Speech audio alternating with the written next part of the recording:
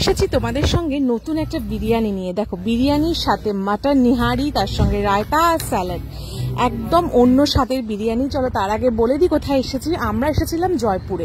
বলে না মাঝে মাঝে প্ল্যান ছাড়াও কোনো কিছু জিনিস খুব ভালো হয়ে যায়। অ্যাকচুয়ালি আমাদের লেওভার ছিল জয়পুরে, তাই ভাবলাম জয়পুরটাকে একটু ঘুরে দেখা যাক। আর ঘুরতে যখন এসেছি তখন জয়পুরের ফেমাস কিছু খাওয়াও যাক। নেটে সার্চ করে দেখলাম এখানে জয়পুরের ফেমাস বিরিয়ানি পাওয়া যায়। এটা হচ্ছে দিল্লি 6। এর ভেতরের এনভায়রনমেন্টটা দেখো এত সুন্দর, জাস্ট দেখলেই ভালো লাগে। এখানে কিন্তু রেস্টুরেন্টের পাশাপাশি মকটেল কাউন্টারও আছে। আর এনভায়রনমেন্টটা কিন্তু সত্যি বস, কোনো কথা হবে না। আর এই যে ফোনটা, এটা কিন্তু অনেক পুরনো ফোন, কিন্তু এনারা বললো এটা নাকি চলে। তো চলো এবার খাওয়া যাক, কেন খিদে প্রচুর পেয়েছিল। কাল থেকে তেমন একটা কিছু খাওয়াও হয়নি, কারণ এয়ারপোর্টের ভেতরে খাবারের চার্জেস অনেক বেশি থাকে, তোমরা সেটা সবাই জানো। তো বাইরে বেরিয়ে ভাবলাম একটু কিছু খাওয়া যাক। আমরা নিয়েছিলাম এরকম বোনলেস মাটন বিরিয়ানি, তার সঙ্গে নিয়েছিলাম মাটন নিহারি। মাটন নিহারিটা কিন্তু আমি ফার্স্ট টাইম খাবো, এর আগে কোনোদিন খাইনি। আর সব থেকে যেটা মেন কি, এনাদের খাবারের গার্নিশিংটা এত সুন্দর যে তার থেকে এত সুন্দর অ্যারোমা বেরোচ্ছে যে খাওয়ার আগে মানে দেখে আর গন্ধতেই যেন আধা স্বাদ মিটে যাচ্ছে। এই যে মির্চটা দিলেও, এটা নাকি শিমলা মির্চ, এটা নাকি একদমই ঝাল হয় না। আর দেখো আমাকে দিয়ে দিয়েছিল এরকম একটা মাটনের নানলির পিস, আর তার সঙ্গে সঙ্গে মাটনের গ্রেভিটা দেখো, উফ জাস্ট অসাম। ফার্স্টে ভাবছিলাম চামচ দিয়ে খাবো, তারপরে ভাবলাম এত সুন্দর একটা আইটেম হাত না দিয়ে খেলে জমে বলো, বাঙালি মানে হাত দিয়ে খেতে তো হবেই বস।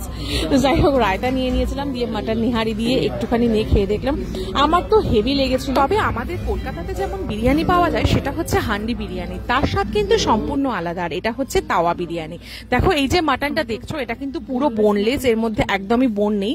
মানে বেসিক্যালি মাটনের এরা সলিড পিসটা দিয়েই বিরিয়ানিটা করে, বেশ ভালো ছিল। এই যে মাটন, যেটা মাটন নিহারি যেটা নিয়েছিলাম, সেটা কিন্তু ফার্স্ট টাইম খাচ্ছি।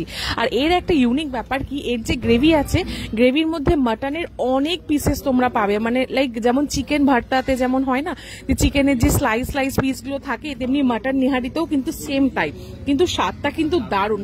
দেখলে হয়তো মনে হচ্ছে ভীষণ স্পাইসি, বাট অতটা স্পাইসি কিন্তু একদমই ছিল না। কালারটা যতটা ছিল বস, আর স্বাদও ছিল তেমনি। তো আমি তো বলবো আমার তো দারুণ লেগেছিল। আর এটা হচ্ছে শিমলা মির্চ, যেটা তোমাদের বললাম। আমি তো খেয়ে দেখলাম, সত্যি লঙ্কাটার মধ্যে একদমই ঝাল নেই, বাট খুব সুন্দর স্বাদ আছে।